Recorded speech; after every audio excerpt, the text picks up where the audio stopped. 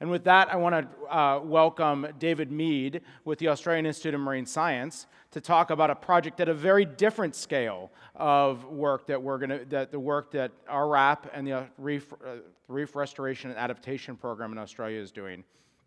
David's the Executive Director of Strategy and Development at AIMS, and he was previously the RRAP Program Director. David is the visionary behind the National Sea Simulator in Australia, and he and his colleague Zuzu will be talking with you guys today, as well as with some of their others, about the work that RRAP is doing to really think about restoration at a completely different scale, the Great Barrier Reef scale, which is something that is obviously a massive challenge. So thank you, David and Zuzu. Thanks, Tom. And hi, everybody. Can I, first of all, just say that 70 is a pretty good number. Before I start, I just want to acknowledge the traditional owners of the sea country within Australia and acknowledge their elders past, present and future. Even on the GBR, there's more than 60 different traditional owner groups, and they're a key part of our program. We have a framework that we require free, prior and informed consent, but also a partnerships program with the traditional owners.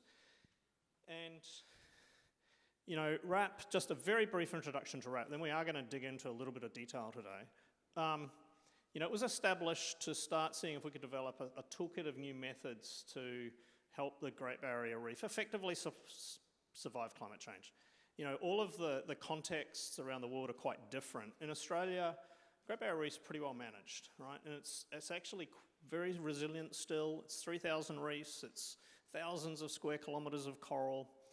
But what we could see was a future where things like bleaching events were becoming more and more dominant in the loss of coral cover. And so we're a little bit lucky. You know, we're coming to this later than many of the people around the room. And we still have a reef system that is resilient. You know, we see this in the most recent status reports where coral cover's been increasing again because we haven't had any bleaching events for a couple of years. Nevertheless, all of our assessments say that that's not going to stay the same. And so last time I stood here, we were doing the design phase for this program. It's a designed R&D program, okay? So we went through a process of assessing lots of different options, filtered them out, selected some, and they're running a bunch of programs associated with each of those techniques and a range of cross-cutting developments. I highlighted a couple there because we're going to talk about those areas a little more today. But also we've started thinking a bit about future funding as well. So we've got core government funding. Gator mentioned $100 billion? I've seen some numbers that say globally we need perhaps $20 trillion to restore ocean function. And so how do you release that sort of funding and investment into this space? And so, you know, we don't need 20 trillion on the GBR, of course, but it's still a big task. You know, we're 24 months into the R&D. It's a big program, 250 odd researchers. And I'm just going to ask, actually, so who's from Australia here and part of RRAP, if you wouldn't mind standing up, right, within the audience, come on, stand up. So there's a few of us that have made it here. These guys are from the program. Say hi to them, have a chat about what we're doing, and there's a few other sessions this week that I'll talk a little bit more about as well. So as I said, we were doing the concept feasibility study last time, and out of that we came up with a sort of a threefold strategy for the GBR. The first, so those three boxes at the top, the first thing was, well, can we prevent exposure to the temperature extremes? And that's the cooling and shading that Julie actually conveniently mentioned, thank you. And I can say that we haven't lost any containers over the side of our vessels. And in fact, weirdly, that picture that was up earlier was a small version of something we now call the Sky Barge, where the same company took a much larger passenger ferry and converted it. And what's strange about that is we've got quite specialist research boats that are fitted out with state-of-the-art equipment, and yet Sky Barge is literally the most popular research vessel in the fleet that we use. Who would figure? It's a car ferry, for goodness sakes.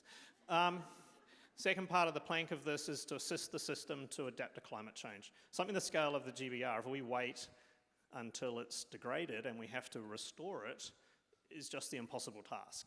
And of course, it's convincing government and other people that you should go in and do something now while it's still resilient rather than waiting for it to decline. That's the challenge that we have. And nevertheless, even if you're assisting, it still tends to hundreds of millions of corals a year, right?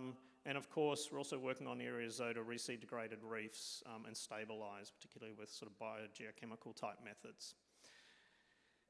And so we're partway through this first block of R&D. And the original design was that, we're doing R&D tests and things like that. We'd run a couple of blocks of R&D. As I said, we've got a window of opportunity here to try and scale some of these things up. So RRAP is an R&D program. And then we'd jump in and start deploying in sort of 10 years' time. And, recently we took stock of that approach and decided we're going to change tack a little bit.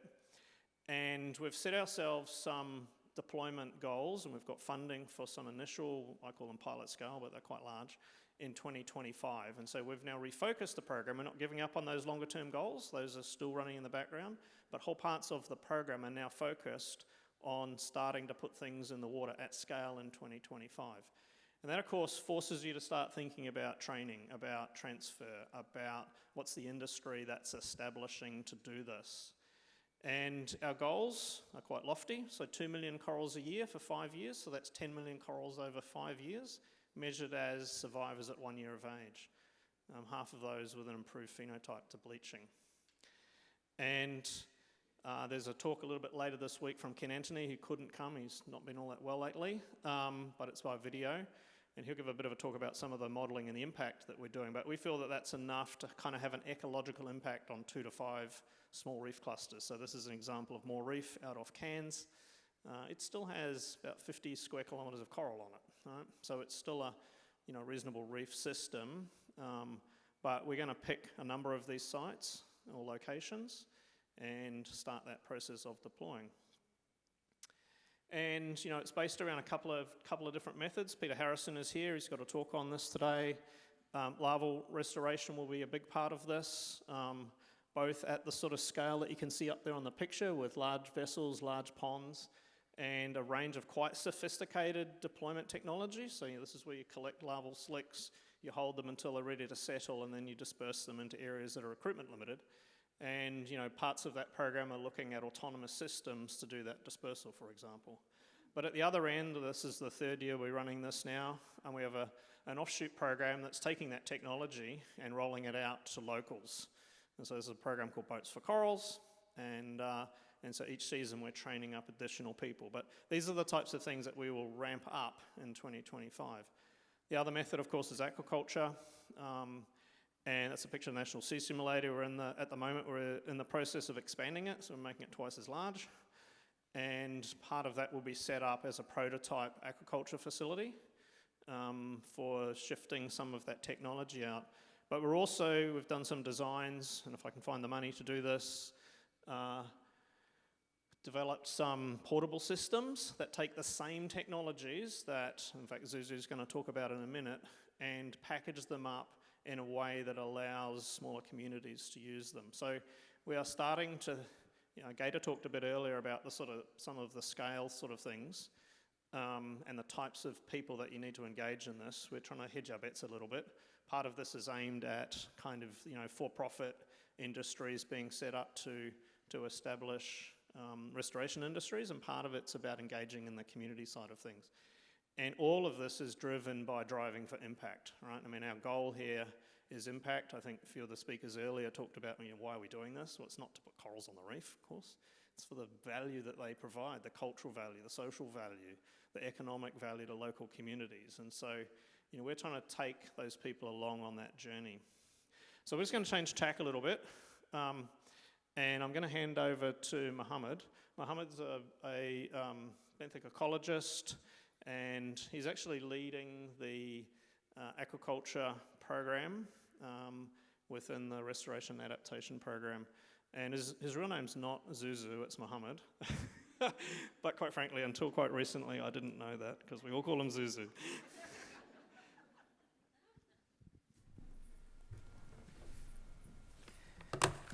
All right, thanks David for that colorful introduction, and good morning to everyone. So today I'll be talking to you about some of the recent developments within the Coral Aquaculture and Development Program, or in short CAD. And I will also touch a little bit on research being performed in our sister program, which is Enhanced Corals and Treatments. But before I go any further, I would be remiss if I don't acknowledge the talented and diverse members of our team. So our team comprises of researchers from 6 different institutions with expertise covering ecologists through to engineers, designers, materials, and polymer scientists. Our research focuses on optimizing coral propagation from spawning through to deployment and maximizing survival of corals in the field. So, what is coral seeding? I won't go into too much detail with coral seeding, as I'm sure most of us at this forum would be somewhat familiar with this process. Briefly, at its most fundamental, coral seeding is a method to deliver corals to a degraded reef, either by directing coral larvae to the seafloor in locations where larval supplies is limited, or by settling them onto small devices that can protect and enhance their survival, and then deploying them back onto those reefs. Based on recent intervention modeling led by Ken Anthony and colleagues, it seems that coral seeding is potentially one of the most cost-effective and scalable reef restoration methods in our toolkit. But we must achieve high survival to make this work, and it's challenging considering mortality is inherently high in these early life stages. So, how do we seed corals at scale? Within the context of restoring an extremely large ecosystem, such as the Great Barrier Reef, we ultimately aim to seed corals in the marine environment in a similar way that forests are being seeded through aerial reforestation using seed pelletizing. So, seedlings are established growing on substrate, as shown on the figure here, and then inserted into a carrier device with protection features before deployment. Seedlings are then released into degraded areas from ocean surface.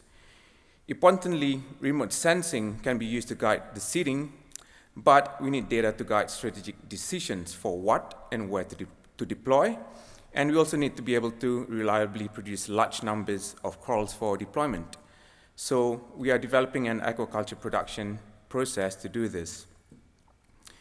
In CAT, we are designing high-throughput methods that aim to produce tens to hundreds of millions of corals per year at a cost of less than $1 per coral. The process we are developing starts with creating corals on modular sheets, as shown in this photo here, that can be used both in sexual and asexual propagation. In this way, we can maximize production by using the system year-round, fragmenting high-value genotypes during asexual periods, and then spawning corals to maximize diversity during spawning periods.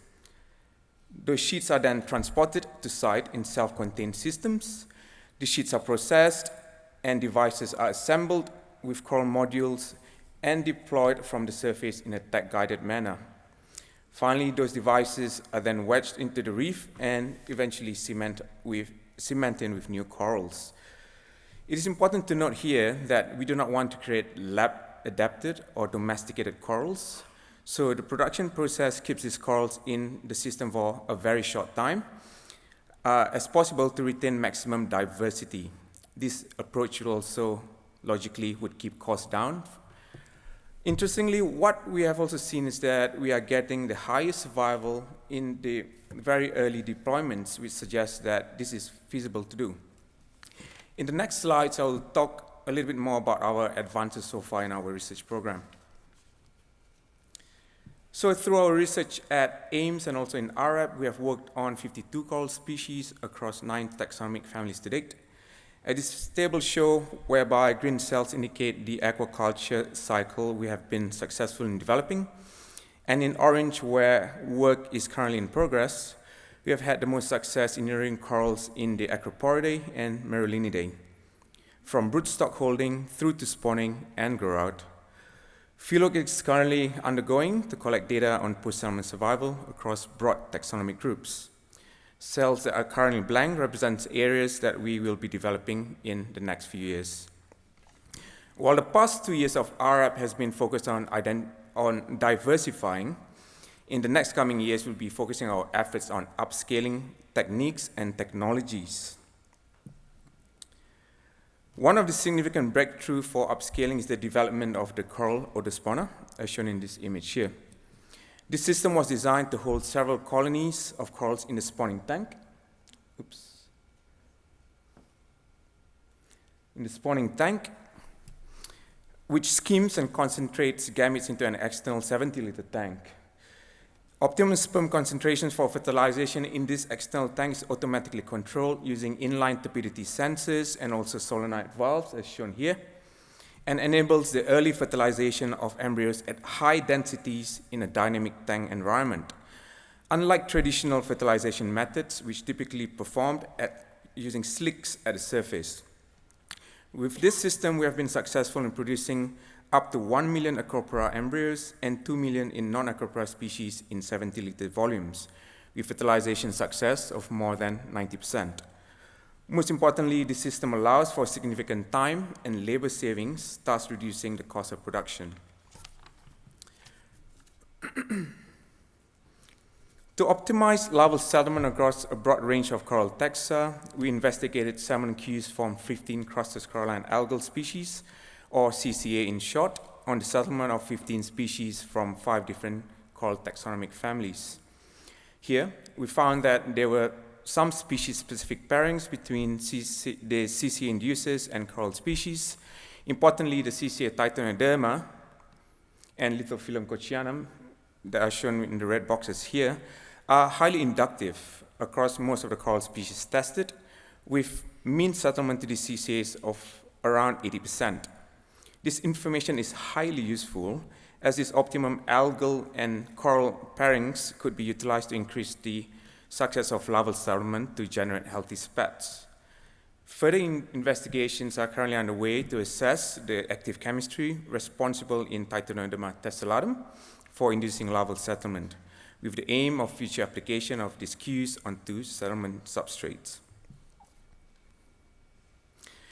Moving now on to grout through assembly, we have also made progress in upscaling with the design of W tanks, shown on the top image here. And these tanks are designed to have high surface area for settlement and spat rearing. So each of these tanks have a footprint of 3 square meters and can hold up to 60 of our modular concrete sheets, as shown in this image. This is equivalent to 24,000 tabs, each potentially holding a coral. A pelletized live support system has also been designed for the transport of coral sheets with corals into the field. And each of these pallets having the capacity to hold about 200 sheets, sufficient to load up to 25,000 devices. Finally, at this stage, we have a simple tool that allows us to quickly process these modular sheets by hand to achieve scales in the thousands for now, and with the trajectory to automate with robotics in the future. What is important to note here that each and every step of this process has been conceptualized with mass production and automation in mind, with future operational potential for the production of tens to hundreds of millions of corals in a year. So before I present our results from our field deployments, I would like to first share a short video clip of activities that's being led by Dr. Kali Randall, who does lots of our deployment work, and which aims at understanding the environmental drivers of survival in the first year of deployment. So here's the video.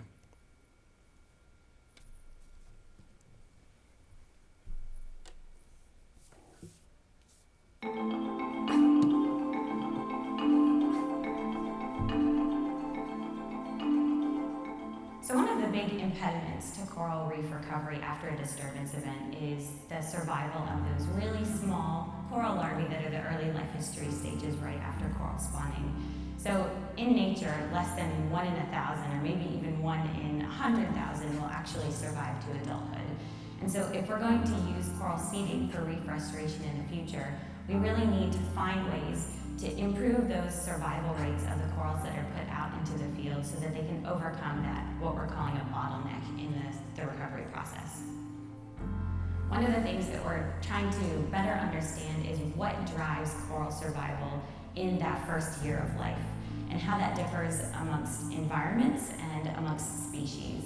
So we are aiming to do a large field deployment where we deploy these corals across multiple environments, across gradients and latitudes and inshore to offshore gradients, to really understand how those gradients interact with more fine-scale processes on each reef to drive the survival of those larvae.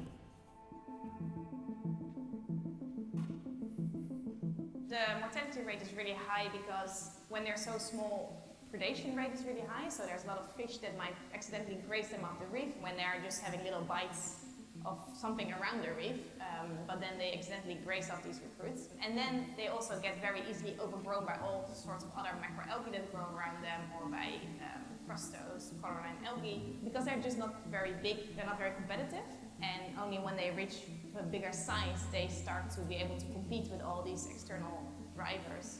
We try to assist them in that very first life stage by all sorts of measures, so by creative engineering solutions or by more biological, environmental solutions.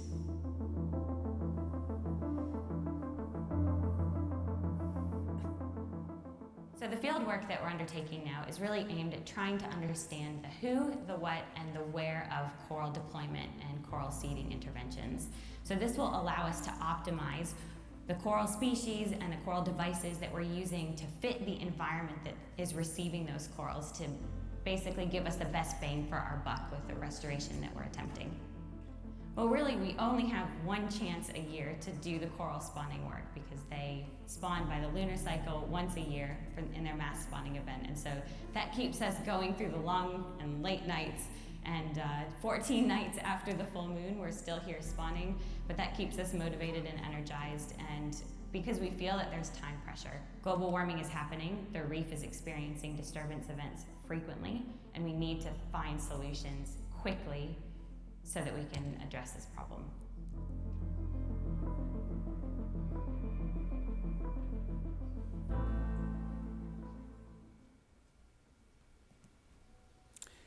And so here are the results from the field deployments. Here you can see the evolution of the deployment devices on the right, and I've shown some of these devices yesterday at the showcase. We have been refining the device designs to address key pressures faced by corals post-deployment, which primarily appear to be grazing pressure, sedimentation, and competition. We have completed 10 deployment studies over the last few years with various coral species and life stages. And while there is quite a lot of variability among studies, we've seen an overall increase in average survival from around 20 to 50% in early trials, up to 40 to 85% in more recent tests. And it appears that our newest device designs are actually performing really well. When we broke down these results by position, those corals held in a vertical position did much better than those on the underside and upward-facing position. Integrated into our current device designs also features to protect the corals from grazing. It is very clear that the devices are working well to protect corals from grazing from fishes. As you can see, the bite marks here when they're not protected. And when we have the protective features on, you can see that in the central tab, the corals are still surviving. So evidence show that protected vertical surfaces may be best, likely reducing sedimentation while also maintaining access to light. So some of you might be thinking now that all this aquaculture advancement I have shared with you so far would mean very little if the corals that we are deploying are not able to cope with the pressures of increasing temperatures due to climate change. Clearly, one of the key objectives for us is to be able to seed resilience into the ecosystem for future reef restoration to succeed. So in the next slide, I will share one of the developments from our sister program, which is Enhanced Corals and Treatments, which focuses on the development of heat-tolerant corals. So this is one example highlighting the work being performed by Drs. Lina Bay, Emily Howells, and the team. So using a portable yet highly controlled aquarium system, which we call System in a Box, acute heat stress was applied to coral genotypes to assess the heat tolerance of corals. This includes a rapid ramping to elevated temperature from the maximum monthly mean on corals from various locations along the GBR. What I found is that bleaching-resistant individuals do exist, and they inhabit most reefs on the GBR. The plot on the left here is the thermal thresholds of more than 500 coral colonies of a single species, each circle representing an individual coral colony, with the ED50 indicating the temperature at which the heat tolerance matrix declines by 50%. These vary as much as 3.5 degrees across the GBR, where corals from warmer northern reefs, which are shown in red and orange here, tend to have higher thresholds than those from cooler southern reefs, which are shown in blue. Interestingly, thermal thresholds among individuals within reefs also vary quite widely, as much as 2.4 degrees. This result is in agreement with studies elsewhere in the world showing tolerant corals inhabit most reefs, but are found more often in warmer reefs and microhabitats. The team is also developing molecular tools to identify heat-tolerant individuals, with the results recently published. So future strategies might include breeding of heat-tolerant colonies from within populations or between populations. This is just one of several work that the ECT team is conducting, which is aimed at developing treatments toward increasing heat tolerance of corals. However, unfortunately, I don't have enough time today to speak through all of them with you, but I'm happy to have a chat later during one of our breaks. So with that, I would like to just finish my talk with a few concluding statements. Effective restoration of a large ecosystem such as the GBR will require novel technologies to upscale production. So in RRAP, we have made substantial progress towards this. And we have set ourselves an ambitious target of deploying 1 million corals by 2025, which will guide our R&D in the next 2 years. For restoration to be effective in a changing climate, we will need to implement seeding of corals in a strategic manner to build resilience in the systems, specifically which corals to deploy and where. To be able to do this, experimental data are essential to guide smart deployment decisions. So thank you for your attention, and I would like to now hand this stand over back to David, who will speak to us a little bit more about risk and regulatory space in RRAP. Thank you.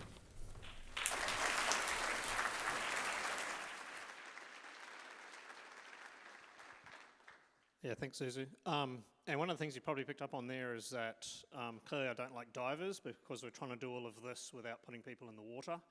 And no, I like diving, although I have a feeling that there's a 16-year-old over there that's probably got more dive hours than I do. But you know, for us, if we're going to scale, we feel that we need to do things from the surface, right? It's just to get the sheer volume out there that we're after. I want to change track a little bit because we'll talk a little bit about risk. And in something like what we're trying to do here, we're trying to intervene at scale. And at scale, it brings in a whole bunch of things that, as yet, we probably haven't got our heads around, and at least certainly not on the GBR. And there's actually a regulators forum on Friday, and that group was surveyed over the last few days. And this is some preliminary results from that. And blue and yellow are the kind of the higher risk areas, and I've stacked them in order. And environmental and ecological risk comes out as number one. Everything else is somewhat secondary, right? So we all recognize that there is risk in some of the things that we're thinking about doing here. And this is where I now have to acknowledge I'd stolen someone else's slide and they used it. Imagine that. Thanks, David and Tali.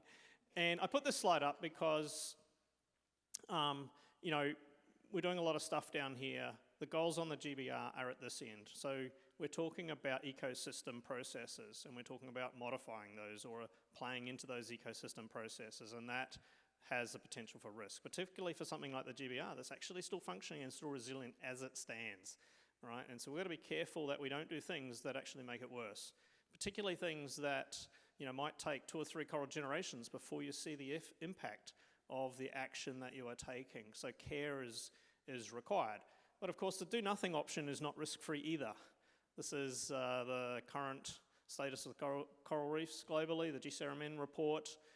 There's a few places that are going up, but most places around the world, coral reefs are declining. People have talked about 50% loss of coral cover or coral biodiversity, right? So do nothing is not risk-free. And so this is a risk-benefit problem, right? When do you intervene and how do you intervene? And is the risk of intervening higher than the risk of not intervening? All of those types of concepts. It's also about perception.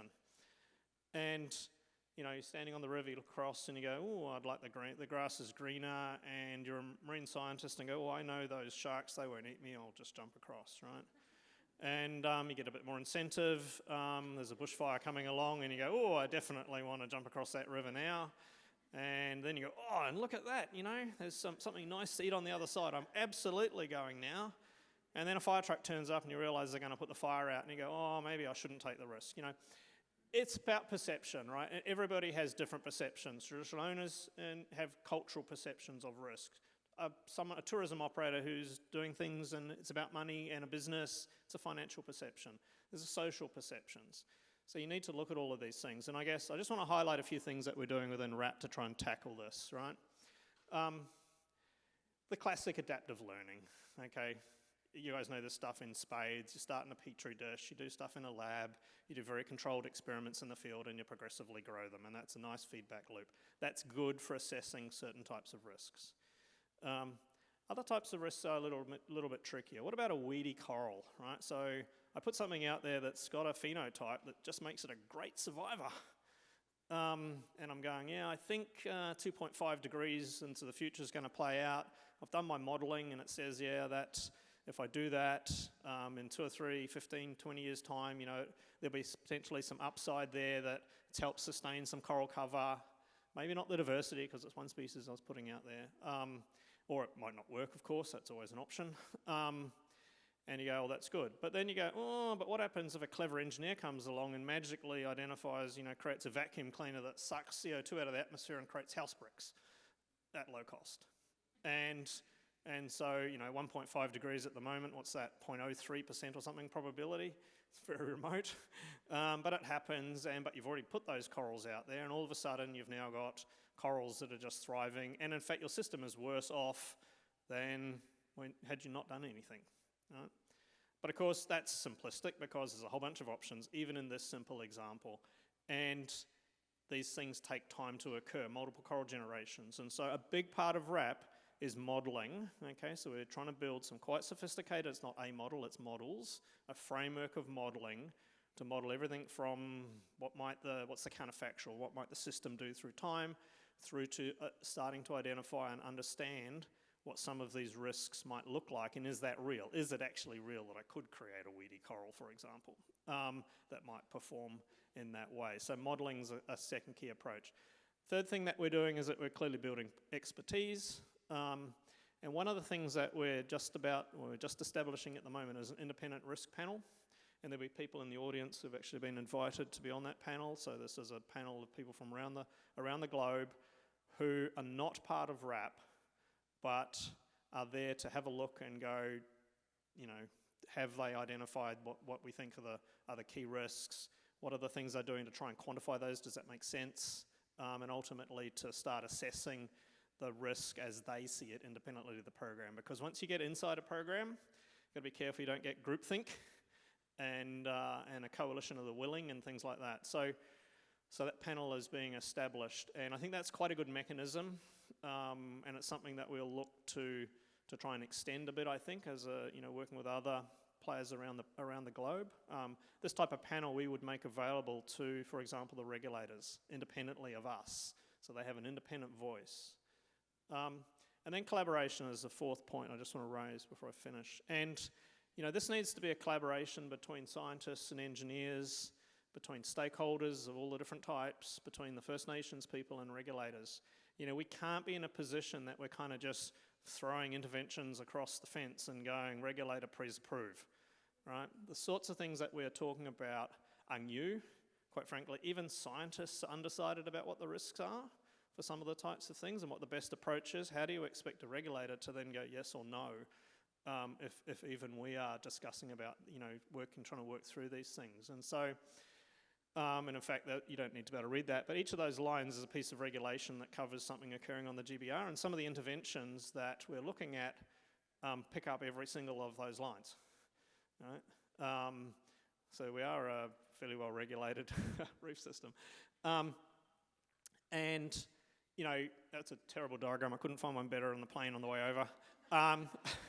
But it was to remind me, you know, this has to be a collaborative process where you're working together, and we need to shift from being reactive to anticipatory, right? So this is what we're doing in Australia. We've got a program that is specifically set aside to work with regulators and other stakeholders about what we're looking to do in the future, what do we need to do along the way to demonstrate it might be safe, or the risk is better than the consequence of not doing something, and what might the regulation look like into the future. So we're having to tackle that as we go.